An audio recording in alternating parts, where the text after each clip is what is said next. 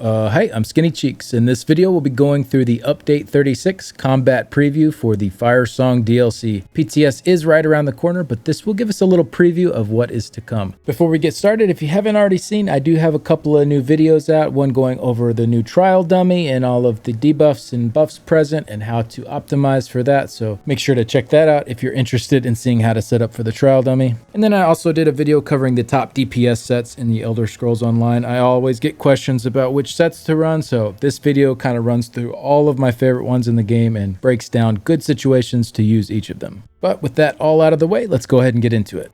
Greetings everyone, the end of the year is fast approaching, and today we'd like to discuss some upcoming adjustments you can expect with the combat. This time around we are keeping things short and sweet since we're continuing to evaluate many of the adjustments made to the game over the past few updates. This update won't have any sweeping changes or themes, instead the main focus is on bug fixing. OMG, thank you. I don't know about y'all, but that sounds pretty great to me. Anyways, continuing on, the main focus is on bug fixing as well as a few adjustments to targeted abilities, sets, and passives based on community feedback. For those interested in some of the bigger targeted adjustments, below are a few short summaries to chew on in the meantime. Backlash's final hit will dynamically scale with your highest offensive stats. It will also have a baseline of damage that increases based on your damage done to the target rather than exclusively scaling with weapon or spell damage, and that damage being completely reliant on the target's damage taken from you. So this is referring to Power of the Light and Purifying Light. I believe these were the only skills besides Magicka-based shields that were left unhybridized. So this will be nice to be able to go with one or the other now, regardless of if you have higher weapon or spell damage. And the change sounds interesting as well. The explosion previously had a cap on it, but getting to that cap was based on your damage dealt to the target. For PvE purposes, you pretty much always capped out your explosion, unless for some reason you just weren't hitting the target or something. So this one will be interesting to dig into once we have the PTS to see exactly how it's going to function now. Great to see that it's fully hybridized now, and hopefully it's still a really nice hard-hitting skill. Next up is Occult Overload. The Warfare Star will receive some adjustments to be less explosive and less frequently available, but will offer some more self-sustaining synergy. The explosion will deal less outright damage and have a 1-second cooldown to prevent multi-procs, but will also apply a random status effect to all enemies hit, so if you can manage to kill them within that time, you get another explosion after the cooldown. This is really a PvP nerf here, not a very popular champion point node for PvE purposes. The AoE status effect thing is kind of interesting, but yeah, I think this is probably still not worth slotting for PvE purposes. Next up, we have Advanced Species, a Warden passive. This will be adjusted away from penetration and instead will grant increased critical damage, as we're noticing light armor focused Wardens are down considerably more than their medium armor clad cousins. So I'm not sure if I necessarily agree with that particular statement. I mean, overall, medium armor has a higher ceiling across the board for pretty much all classes, but it requires more penetration debuffs present in your group to make full use of it. So light armor can still outperform it in less organized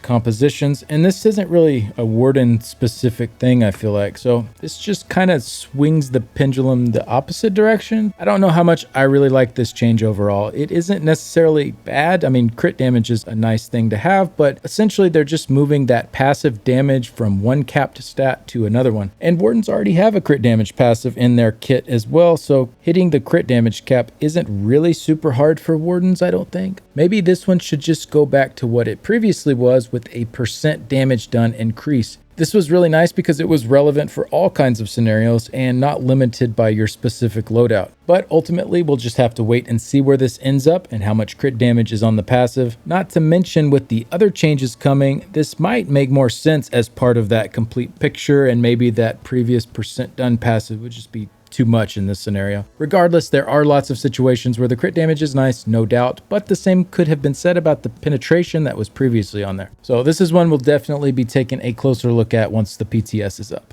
And then Piercing Cold will also be moving away from enhancing specific damage types and will instead enhance overall damage that will further increase when using an Ice Staff. The passive is currently hurting many morph options that are meant to offer damage, as the class has a myriad of damage types that are not being affected by the passive. So previously this was just a 10% boost to your magic and cold damage, and now they're going with a % boost to your overall damage, and then that % boost is even higher if you're using an Ice Staff. So I think this could could be a really good change overall. Obviously, it just depends where those numbers end up. But like a 6% overall damage increase from this passive and make that 12% if you're using an ice staff, I think that could be really fun. And it's likely your non-ice staff setups would still be stronger in this scenario, but the gap between the two would be decreased. And a 6% damage boost overall should be a fair bit stronger than the previous 10% to only magic and only ice for those going the non-ice staff route. So as long as it's like at least 6% or so here, I think it should be an overall buff. Any lower than that, and I'd be pretty worried still about the overall state of the Warden. 10% and 20% on this would probably be too much, but I think 6% and 12% or somewhere in that range could probably be really nice and not make them too overpowered or underpowered. But again, we'll just have to wait and see where all this ends up. It's fun to speculate over, but we won't know for sure until Monday. Has a lot of potential of being a really cool change though, I think.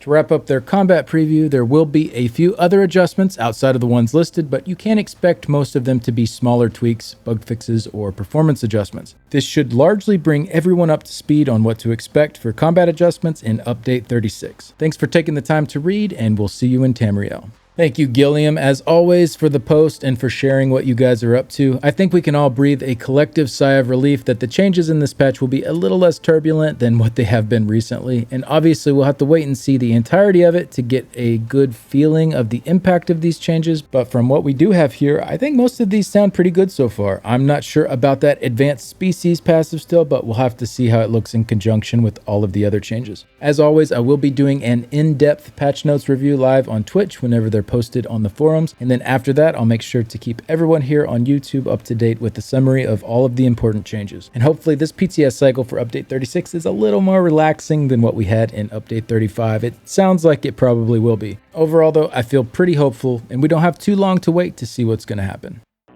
Thanks for stopping by. If you haven't already subscribed to the channel, maybe consider doing so if the content has been useful. It definitely helps out a lot. Let me know down in the comments what you think about the changes and if you're hopeful that Update 36 will move us in a positive direction. A big thanks to my current Patreon supporters and YouTube members. Link is in the description if you're interested in helping out that way. And a special thanks to Nicholas, Simon, Cougar is Bay in the Cougar City Guild, the Order of War Guild, Iffy, Cantankerous Cat, Shady, Blake1816, Mordecai1212, Santanico, Nalandia, Florian, Vidridi, Cha-Cha, and Unemployed. One last thing, Twitter and Instagram links will be in the description if you're interested in seeing what I'm up to with both gaming stuff and my everyday life.